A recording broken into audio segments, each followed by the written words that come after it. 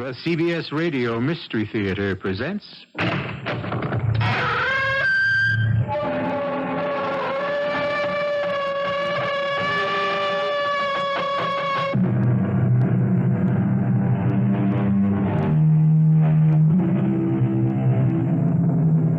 Come in. Welcome. I'm E.G. Marshall.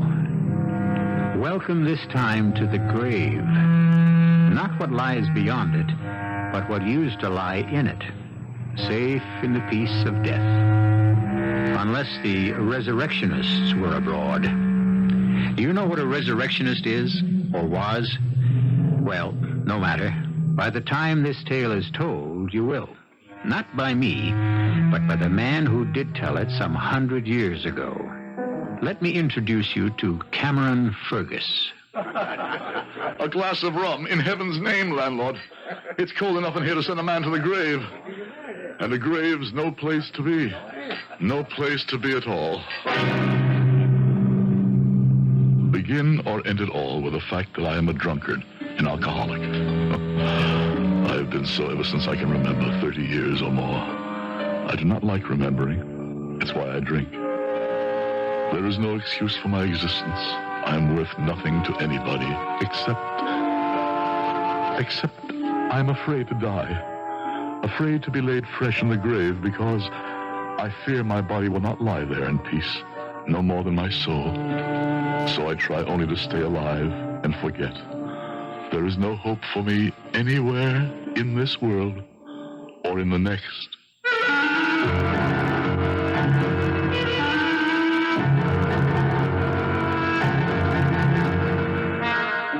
Our mystery drama, The Body Snatchers, was adapted from the Robert Louis Stevenson classic especially for the Mystery Theater by Ian Martin and stars Howard DaSilva. It is sponsored in part by Anheuser-Busch Incorporated, Brewers of Budweiser, and Buick Motor Division. I'll be back shortly with Act One.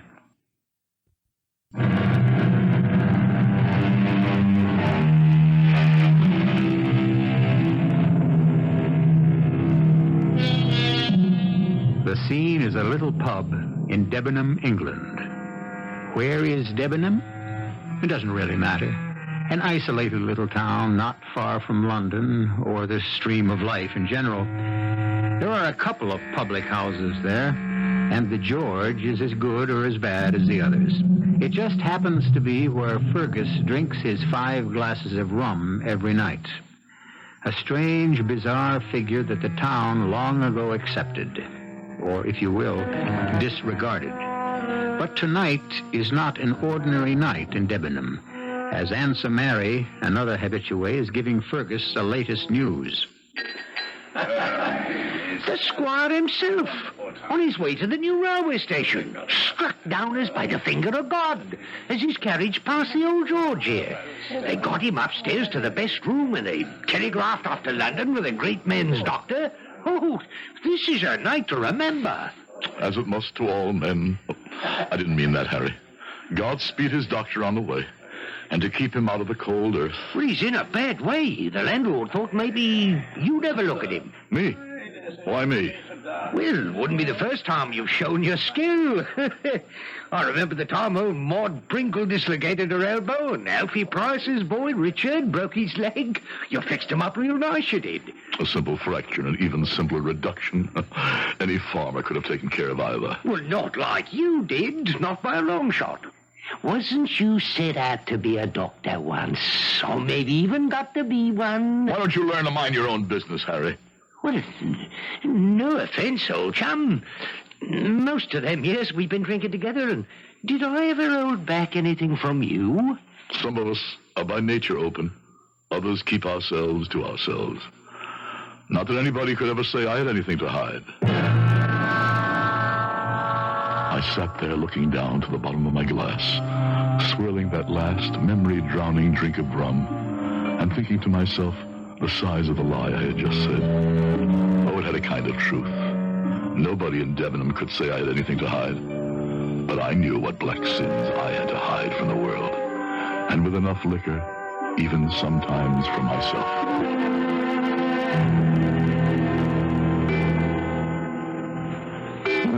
listen to that, Fergus, will you? 11's. And our innkeeper isn't here to chase us out at closing time. Too busy upstairs poking his big nose into the great doctor at work, trying to bring the old squire back to life. Not much chance of that, I'd say. You sneaked up and had a look, did you? Well, I tried, but no luck. Door shut fast. But I saw the squire on the way in before you got here. His face was all blown up like a balloon and red as one of them lobsters. How was his breathing? Well, when they brought him in, he wasn't breathing not at all.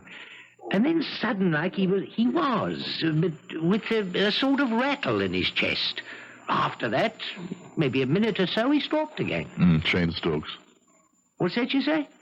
Classic symptoms, apoplexy. Probably irreversible. The breathing pattern formalized as a syndrome by Dr. John Chain, a countryman of mine, and Dr. William Stokes, an Irishman by birth. A sure forerunner of cardiac failure. All them big words, you lost me. Did I? No matter. Your prognosis is probably as accurate as his physician's will be. If indeed the squire is not a corpse already. Gloomy one you are. I wonder now where they'd bury him. Oh, the squire? Oh, we'll go right in the family crypt. In a crypt? Above ground, then he should be safe enough. I wonder that I didn't see the doctor arrive. Did he come by train? Lord, no. You missed it, all right. Whipped right off the train into old George's cab. I wonder how I missed the arrival. What did this great medico look like? Oh, he was tall, white-haired, but he moved as brisk as a colt. Dressed in the finest broadcloth and white linen, great gold watch and studs and spectacles of the same precious metal. Yes, there before the grace of God go. And what was the name of this paragon? This what? This man of undoubted success. Oh, McFarlane. Say that again. What, the name? Yes. McFarlane.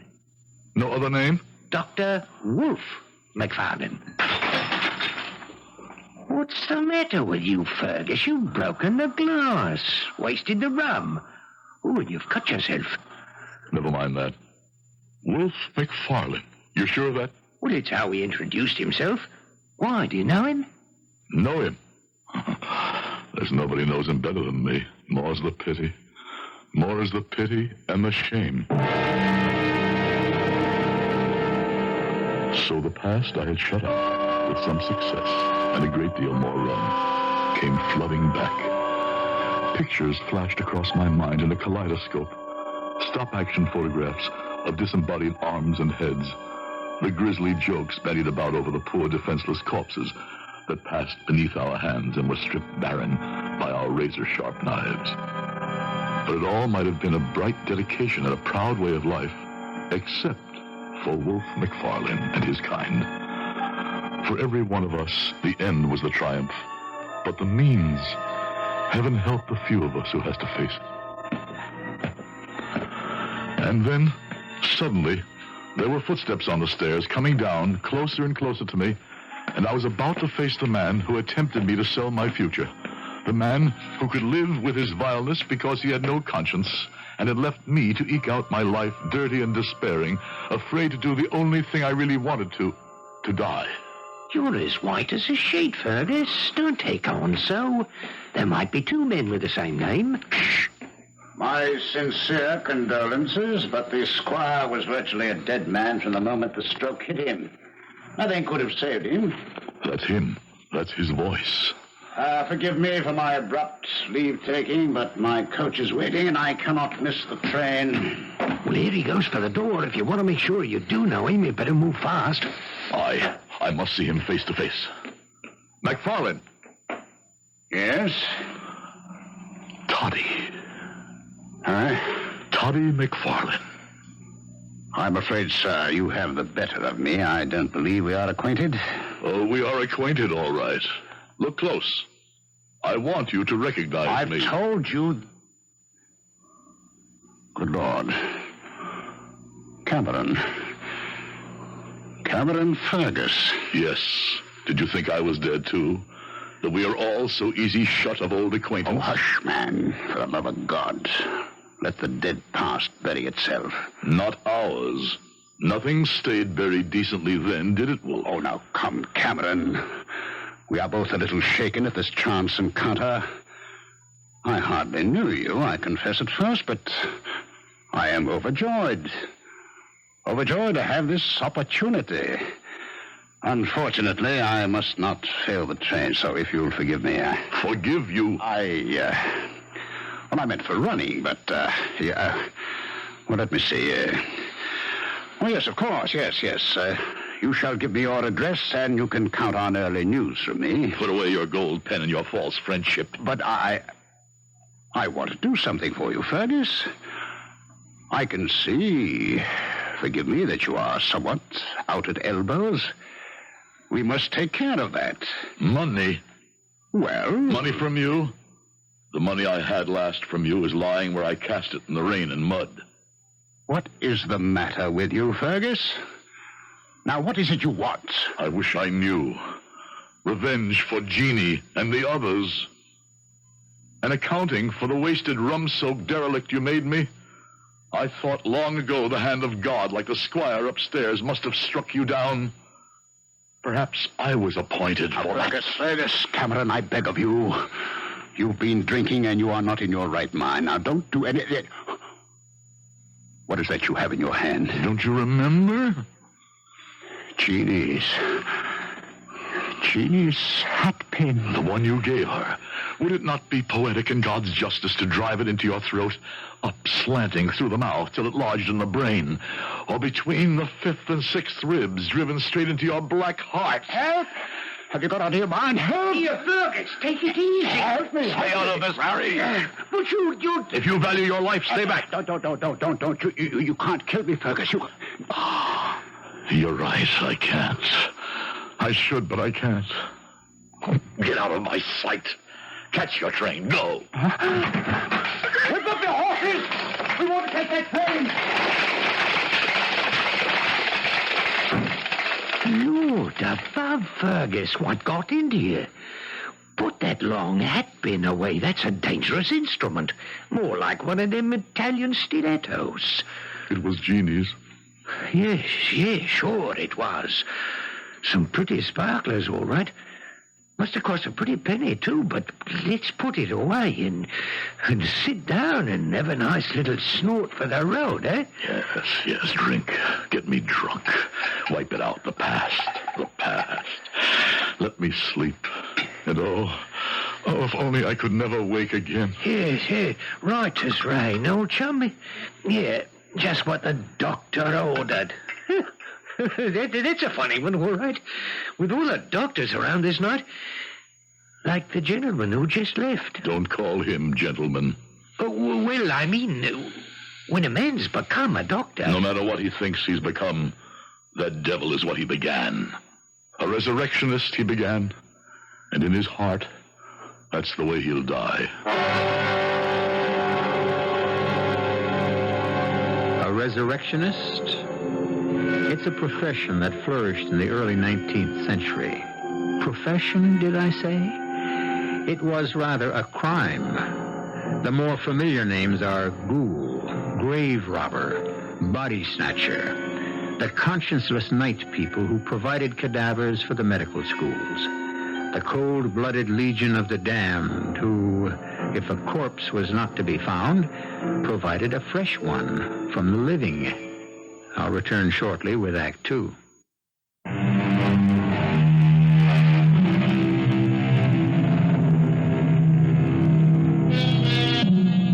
In one of the greatest speeches in the English-speaking theater, Hamlet, the tortured Prince of Denmark, wrestled with the problem, to be or not to be, and came to the conclusion that conscience doth make cowards of us all.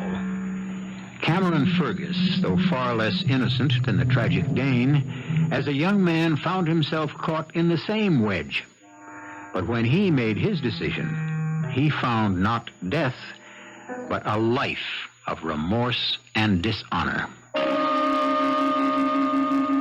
I was the only child of two elderly parents. By my early 20s, they were both gone, leaving me a small but comfortable income. Even in those days, I already considered myself a man about town. But my vices were minor, and inside I had a craving for something more fulfilling in life. Both those lacks were satisfied when I fell under the spell of Wolf McFarlane. We met first at the house of Jeannie McRoberts, a young woman who epitomized everything pure and sweet to me, and whom I secretly hoped to marry one day. Oh, Jeannie, this music's too slow. It's romantic. Well, maybe that's what I meant. Let's sneak out for a walk in the garden. Oh, no. It's not the music that's too slow for you, Cameron. Oh, then suppose it was. I wouldn't trust you out there all alone. You walked out with him. Who? The tall one there, dancing with Maggie Dyack. Wolf McFarlane. Well, it's the first time he's our guest, and besides, it was still twilight then. He's a dandy, all right. And he has all of you girls making eyes at him. Where's he from? Oh, well, Glasgow, I think. He's here in his second or third year as a medical student, working under Dr. Knight. I suppose he's turned your head, too. He did when we danced. Oh, what could be more exciting than being a doctor anyway? Someone who can make you well if you're ill. Well, maybe I'd better consider taking up the profession myself, so I won't lose you.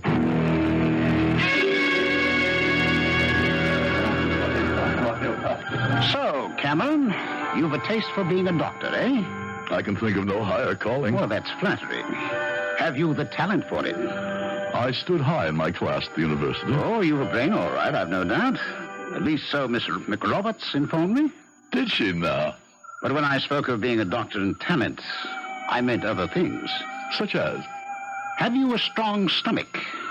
Can you stand the sight of blood? I wouldn't turn from it. Have you the nerves of steel? I don't exactly know what you mean. Could you take a scalpel and split a man or a woman from breastbone to pubis with a steady hand? Could you open the stomach and cut out a diseased organ? Could you amputate a leg or an arm? I'm not exactly sure it was being a surgeon I had in mind. Oh, never mind the live bodies, lad. It's the dead ones you have to cut through first. There's no other way to learn anatomy firsthand, and not all of them are fresh from the grave. What does that mean? You'll find out for yourself. How are your scruples? I think you're just having fun with me. I'm sorry I asked. I don't need you to further my ambition. There are other ways. Oh, nay, nay, nay. Hold, lad, don't be so hot-tempered. I was pulling your leg a little, but less than you might think. And you do need me more than you think. Why? My recommendation to the doctor in charge of the medical school, as it happens, will open the doors for you like that. Would you give it to me? I just might, in exchange for something. What? The rest of your waltzes with Miss Jeannie. She's the only girl here with any grace or style. Like a feather in the wind. And I love to dance. Is it a bargain? It's the one I can't control. It's Jeannie who says who she'll dance with. But if you ask her and tell her why? I'll tell her on one condition. And what is that? That she saves the last one for me. Well, I can hardly blame you. And if we are to be friend and colleagues, why should I be greedy, eh? Shake hands on the bargain. Shake. To a long and close future together, Fergus. We can use a man like you. I take that as a compliment. Thank you, sir. Thank you. That I should ever have seen the day I thanked the man I have spent my life cursing and reviling. What an innocent I was. I kept my part of our bargain in my naivete and excitement, not noticing that Jeannie's reluctance to change her dance card was neither long nor strong. My head was spinning too much with other future dreams, that I was to become a doctor. For Wolf McFarlane kept his part of the bargain, too. So, Wolf, this is the young man you've spoken so highly of. Only because he deserves the recommendation, Dr. Kirk. He's a man we can use in more ways than one. Splendid. We're always in need of recruits, Mr. Fergus. Wolf here tells me you are a young man with a fine taste for a night of romping and wake up bright-eyed and clear-headed of a morning with no hangover, neither physical nor mental. Well, that makes us three of a kind. And that's what it takes to make a mark in our profession, lad. Stamina, staying power. We have to do many things that would make an ordinary mortal's blood run cold. If you'll try me, sir, I don't think you'll find me wanting. Well spoken, Cameron Fergus. I like you. What do you say, Wolf? Shall we make him one of us? My vote is aye. Well, then so is mine. I leave it up to you to initiate him into the mysteries and secrets of his new profession. But softly, slowly, mind you. We can't scare him off till he's well hooked, eh? We must show the best side before he sees the worst. You're very kind, Dr. Kirk, but I know you're only testing my resolve. How could so noble a profession have a bad side? Well, Dr. Kirk meant only, I'm sure, that it has a difficult side. No, to be sure. No prize worth winning can easily be come by. Work hard, and let Wolf here help you over the rough spots. For my money, you couldn't have a finer guide. A finer guide, that much was true. A guide to hell and damnation. But I'd never have realized it then. Wolf was my friend, mentor, and convivial partner. I found that I was a natural doctor, nay, more than that, perhaps a surgeon. But in that field of medicine lay all the seeds of disaster. For to study anatomy, one needs a body, and you cannot practice on a live one. I was not so innocent that I didn't know the answer to that. But it was not till the end of my first year, when I moved in with Wolf, that I had to face it.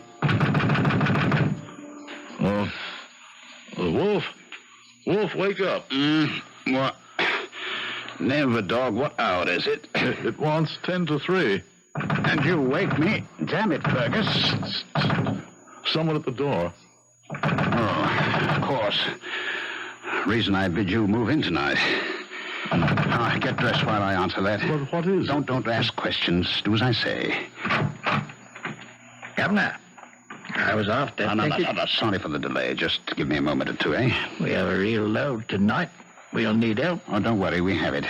Meet us at the usual place, eh? Check me my trousers there, Cameron. What is it? Do I have to spell it out? The Resurrectionists. And tonight they have a cart full. Tonight is your baptism. You going to let me down? Well, enough in hindsight to know what I should have answered to that. But I was young, and I thought he was my friend. And so, half-dressed, half-sober, half-anesthetized, we went to the building that housed the dissecting lab and began the night's, or I should say, the early morning's work. All right. Put it down. There we are. Is that the last? Not tonight. One more. Fine. Before you bring it up, let me introduce you to Dr. Cameron Fergus. How do you do? The gentleman prefers to leave his name out of these transactions. Just call him Digger. That's me, by nature and profession. When you bring the last one up, Dr. Fergus will pay you. The usual tariff. Now, Fergus, I'm going to have to leave you in charge. Why did you call me doctor when I'm not even... You've got a lot to learn. We need the title to keep these fellows in hand. What do you mean? I'll explain it to you soon. Now, first off, here is a key. It unlocks the safe there. Now, there's money, cash in there, and I'll tell you just how much to disperse. But be sure the safe is securely locked before these ruffians return. Now, I have to get to Dr. Kirk right away and tell him what luck we've had tonight. He'll want to make arrangements for dissecting in anatomy classes tomorrow. It seems strange Potter's field death rate was so high this one night. In this part of our business, it is well to question as little as possible. I followed the easy path to do as I was told. To suspend thinking, pay off the grave robbers, entwine myself irrevocably in a practice which, no matter how we as doctors might believe its morality, in those days, could involve death by hanging. But if I thought of it much, after the body snatchers were come and gone and paid, It was all forgotten when Dr. Kirk joined us. A magnificent day in our lives, gentlemen. I congratulate you both for your part in this, while at the same time I need not enjoin you to the secrecy we must maintain. My congratulations for tonight, and carry on the good work, gentlemen. I bid you good morning. High words, Dr. Kirk. And we are left with all the dirty work. What do you mean? The time has really come for you to stop asking the very answerable question. In the name of medicine and research, we gather bodies, right? But that is no crime. Using already dead flesh, which can render up to us secrets of how to handle living flesh, is not a valid crime. On that basis, you have an argument. If the flesh is already moribund. But body snatching is a rewarding crime. And if there is no dead body to snatch, with the kind of man who plies this trade, do you think he would hesitate to wait for the flesh to die if his source of supply ran low? Oh, good Lord, what are you saying? Oh, don't pretend innocence. If your conscious brain will not admit the truth, your subconscious one knows it. And you signed for the bodies tonight. Willy-nilly, you are with us from here on in. With us from here on in. For the first time, I realized I was trapped. For a moment, I even thought my friends had made use of me. But then I thrust that thought aside. They were pioneers, like myself, taking the only means to great ends. And if indeed it were true that an occasional body had not met a natural death, why, by all reason, it could only be someone who was a criminal, who had sought it himself. So I reasoned, and with another drink of fiery scotch to soothe my addled brains, soothed my burning conscience. This would be the end of all connection with the resurrection men, I swore, not knowing how devastatingly empty the oath I took was destined to be.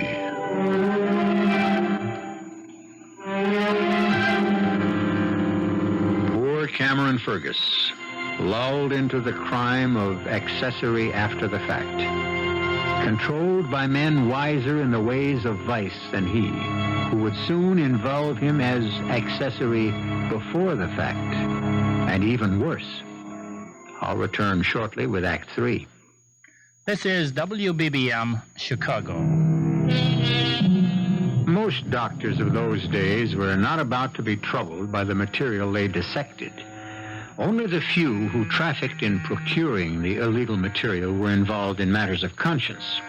And most of them, sad to say, found rich enough rewards to still what small worm of morality might squirm within their hearts.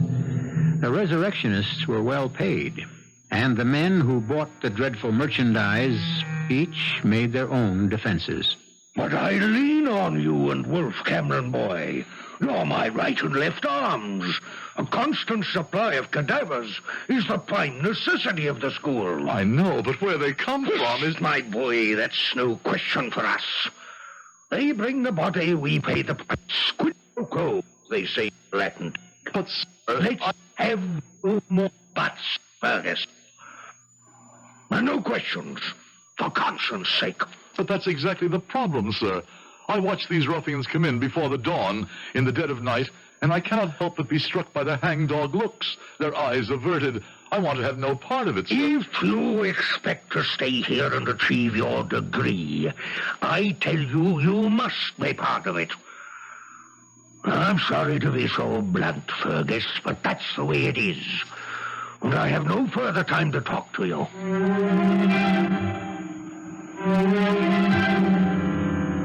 Wolf, help me. We are condoning, nay, even promulgating murder. Fergus, you think too much. Accept your duty and concentrate on learning to be a doctor, not a policeman. And what is my duty? Take what is brought, pay the price, and avert your eyes from the evidence of any crime. What decisions I might have made in my first revulsion, I'll never know. For at that time, Jeannie came back, and the renewal of our acquaintance put everything else out of my head. She was fascinated about my future as a doctor, the future of all of us. I'd rather have you tell me about Paris and Rome. Oh, that's all for the future. What I want to know about is the present. How soon will you be a doctor? I'm afraid that takes a little time. And Dr. McFarland, how is he? Well, though he's nearer it than me, doctor is still a courtesy title. I wish you'd tell me all about your lives, and what they're like. It's not a subject for a girl. Well, Wolf McFarland didn't mind talking about it. Well, that's his business. If you'd prefer And him... don't be a silly boy. And don't be jealous. I'm only interested because he's become your friend. The more fool I that I thought he was. He'd already been a beginning, but now he was to be the cause of my complete downfall. It happened so casually. One afternoon after work in the lab, I dropped into a neighborhood tavern to meet Wolf sitting with a small, pale man, dark eyes very close together, seemingly refined at the start, but to reveal himself later as coarse, vulgar, and vicious. The tales I could tell you about our old friend Toddy here. Toddy? Sure. Toddy McFarland. What, has he kept his nickname secret from all of you? It seems so. Why Toddy? Because every time we pulled off a rough one, we'd drink a toddy to our trickiness. Eh, Toddy? I wish you wouldn't call me that. Drink up and enjoy the good living it brings all of us. Oh, for God's sakes, watch your mouth. Well, now, will you listen to our preacher? Pay no attention to him, Cameron. Is that your given name? Yes, but... I may be a pretty bad fella myself, but Toddy here, Toddy McFarland, could put us all to shame. Here, look, have a look at him. If looks could kill. Toddy hates me because I know too much about him. I told you don't call me that confounded... I'll call you as I please, and what can you do to keep my mouth shut, Toddy? Just look at him, Cameron Fergus. Did you ever see the lads play knife? He'd like to do that. All over my body. We medicals have a better way than that. When we dislike a dead friend of ours, we dissect him. Why I made that stupid, ugly joke, I'll never know. I longed to snatch the words back the moment they were said. Would to God I could have. I was to regret them the rest of my life. I should have admitted before this that I was well paid for my work of receiving nocturnal corpses. No questions asked. It was 3 nights after I had met Gray, and I was on duty at the empty dissecting rooms when... Come on, Fergus. Damn it, man. Would you have me caught red-handed? Wolf, what are you doing here at this hour? Ask no questions. I have some merchandise in the gig. Help me in with it. It was a small enough figure, wrapped in a winding sheet, and it was no job for the two of us to bring him in and stretch him on a table. But for some reason, Wolf McFarland was breathing as heavy as if we had lifted a horse. All right. All right, sealed and delivered. Let's have it signed. What? Get to the safe. I want you to pay me and give me the receipt. Since when did you turn resurrectionist? We're short of bodies, are we not? Nothing for the class to start on tomorrow? Come on. Let's get the transaction over with. Patience, man. We've the rest of the night. And your friend is in no hurry anymore. Sign the paper and give it to me. Well, don't you want the money first? The paper. All right.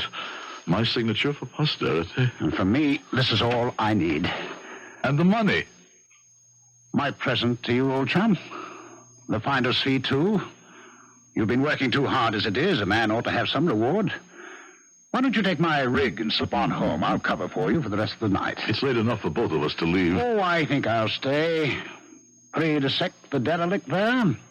Ready to pass around to our eager students when they arrive. McNeil's working on the lower extremities. Sharples is screaming for a liver. What's the matter with you? You seem unnerved. Who in... No, don't take that sheet away, don't. Very well. You had to know.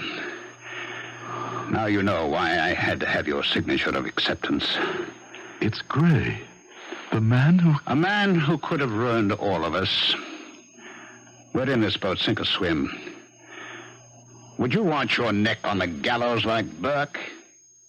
This man is dead and is valuable to the advancement of medicine. Accept the fact of his death. Never question the how. You're one of us still, young Fergus. Forever.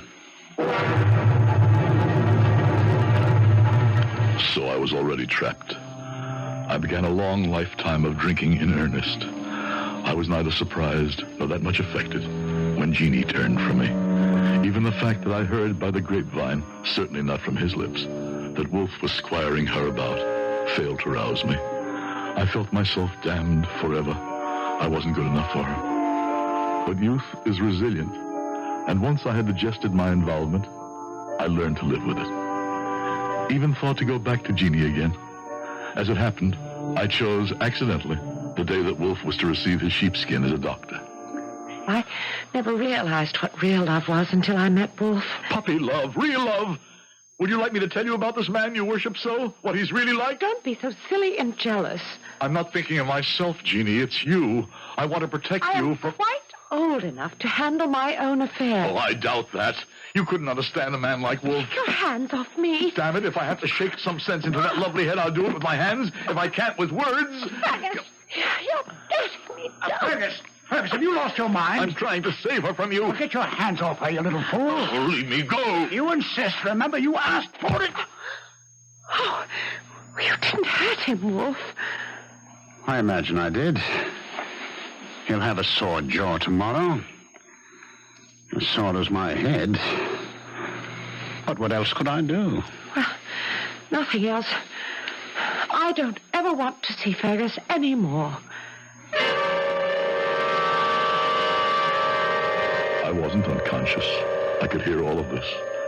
And I thought at that moment that life could scarcely deal with me more harshly. Fool that I was, with the worst yet to come.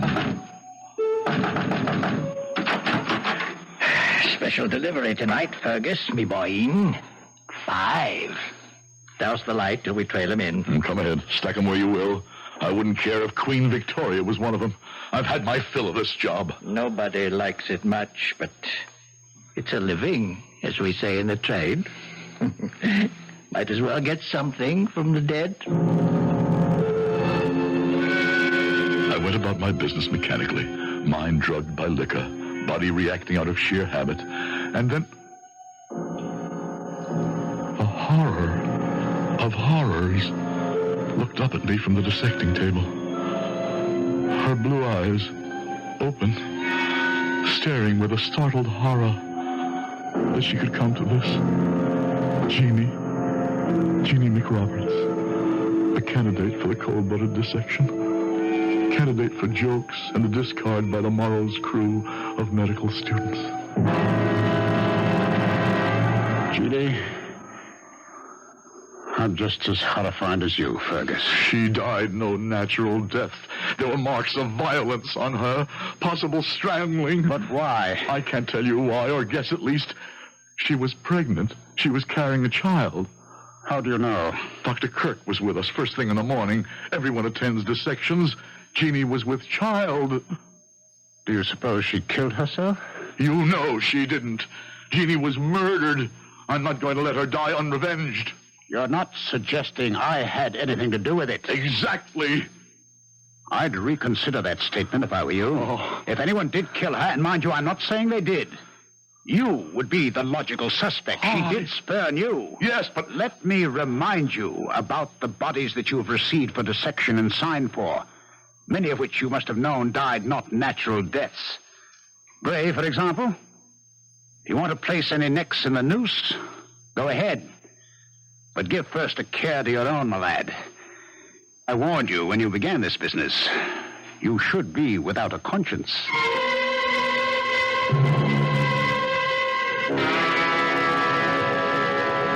He knew me too well, Harry. Conscience I had, but no courage. You mean that distinguished doctor who just left murdered the girl? Why not? An obscure Scottish girl he could never have married since his ambitions reached so high. Well, I'll tell you something, man to man. I'm surprised you didn't kill him right out of hand. If your story be true. Oh, the story is true, right enough. And the proof of it all is that I didn't. Here, finish your drink, old chap. Thanks. Oh, strong enough. False courage, maybe. I never had the real thing. Else none of all of this would have happened. Well, at least you had some conscience. Which finally has caught up with me. Here, what have you done? Jimmy's hatpin. The weapon of remorse. Good almighty Fergus. You drove the hatpin straight into your heart. Here, let me help. By all means, pull it out, Harry. Oh. Don't hesitate. Pull it out. Good, now, grit your teeth now. There. Now that'll be better. Don't you believe it? Only thing might have saved me was to leave it there. Now I'm sure to die. One thing at least I did right in my life. Just that. Do me one favor, Harry. What's that? I've enough money. See me buried above ground in a strong, tight crypt. Don't let me be had at the last by the body snatchers. Wherever I go, let me go whole and accept my judgment. Whatever it is. Oh.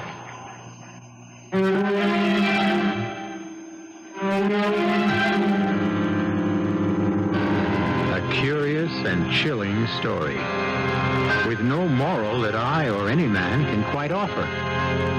The raw material for the study of medicine that today has prolonged life by almost twice as much as could be expected in the last century is no longer needed so much.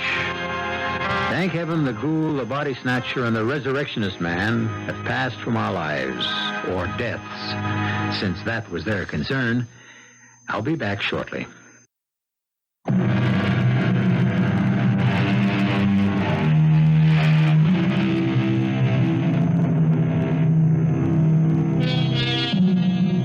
If even for a moment our story disturbed you, out of evil cometh much good.